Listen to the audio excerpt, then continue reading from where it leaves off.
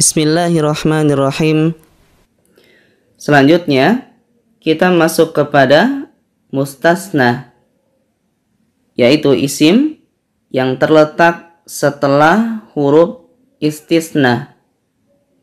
Dan terjemah huruf istisna adalah kecuali atau selain.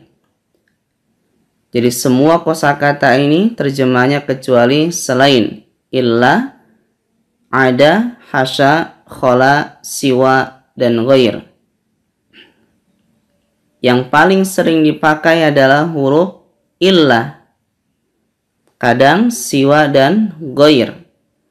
Adapun ada, hasya, khola ini sangat jarang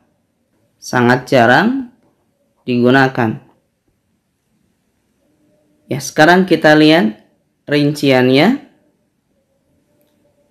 Setelah kata ghair dan siwa, dia adalah kasrah. Seperti najahat tullabu siwa Zaidin. Para siswa telah lulus kecuali Zaid. Di sini kasrah. Qamar rijalu ghairu Sa'idin. Para lelaki telah berdiri kecuali Sa'id. Di sini kasrah. Khusus untuk kata ghair, dia mu'rab, yaitu harokatnya berubah-ubah sesuai posisi di dalam kalimat. Seperti ghairu mafhumin. Ada huruf jar min ghairi syai'in. Atau seperti di surah Al-Fatihah, ghairil magdubi. Dia bervariasi tergantung posisi atau letak dia di dalam kalimat. Selanjutnya untuk ada, hasya, dan khola tidak kita bahas. Bisa dibaca sendiri karena dia sangat jarang. Yang paling penting adalah penggunaan kata illa.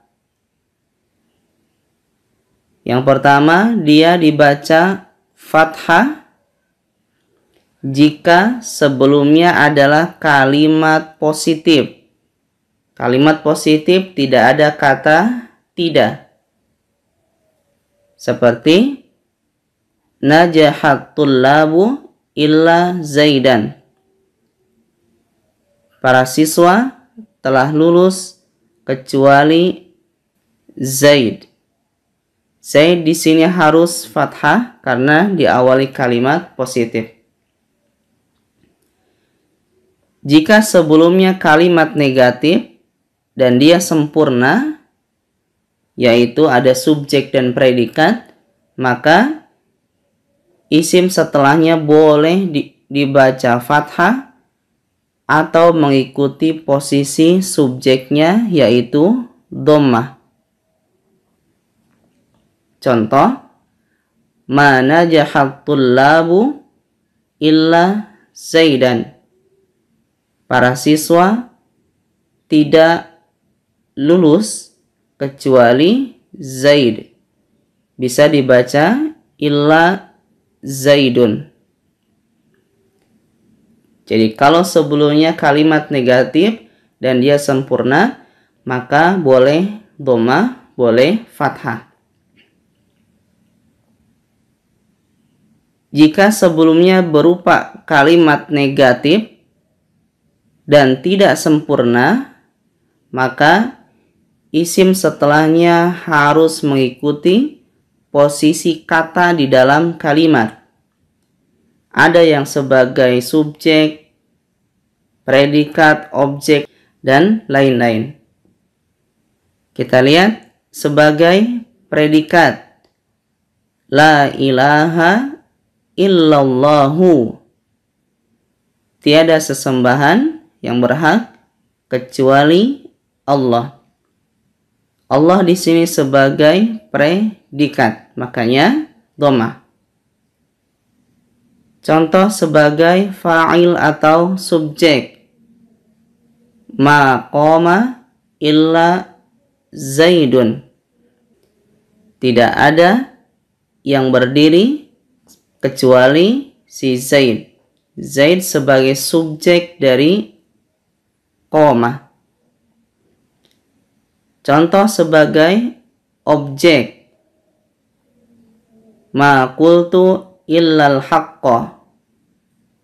Aku tidak berkata kecuali kebenaran. Al-haqqo di sini sebagai objek. Atau didahului oleh huruf jar. Kalau ini sudah pasti kasrah seperti ma marartu illa bi'aliyin. Aku tidak melewati kecuali si Ali. Ada huruf bi berarti dia kasrah. Selanjutnya adalah maf'ul fi atau dzaraf yang pada umumnya menunjukkan keterangan waktu dan dikenal dengan dzaraf zaman. Ada beberapa ketentuan. Yang pertama, dia berharokat fathah tain, bentuk nakiro, menunjukkan makna umum dan terjemah dengan sisipan kata pada suatu atau pada satu. Contoh, safartu yauman. Aku pergi safar yauman pada suatu hari. Yang kedua, berharokat fathah saja bentuk ma'rifat jika diawali alif lam dan ia menunjukkan waktu sekarang, ditandai dengan terjemah ini. Contoh, sa'arji'ul yauma. Aku akan pulang al-yauma hari ini. Terkadang kata al-yauma diperkuat dengan kata hadzal yauma. Yang ketiga, dengan susunan idhofah. Berarti kata pertamanya adalah fathah seperti zahabtu yaumal ahadi. Aku pergi pada hari ahad. Susunan idhofah ahadi kasrah dan yaumanya dibaca fathah karena dzaraf zaman atau maf'ul fi.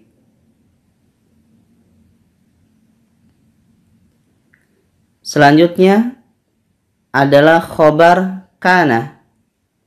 Khobar kana adalah posisi predikat yang didahului oleh fi'il kana beserta perubahannya. Kana bentuk madi, yakunu bentuk mudhari, kun fi'il amr. Ia memiliki arti yang berbeda-beda. Untuk kana biasanya bermakna adalah, tetapi lebih sering dia tidak diartikan. Yakunu biasanya bermakna berada, kadang menjadi. Dan kun artinya adalah jadilah. Kita ambil dua contoh saja. Kana Muhammadun tajiran. Muhammad adalah seorang pedagang. Dan kana di dalam teks sering juga diartikan dahulu. Tajiran di sini fathah tanwin karena sebagai predikat dan didahului oleh kana sehingga menjadi fathah. Contoh lain, kun mujtahidan. Jadilah kamu orang yang sungguh-sungguh.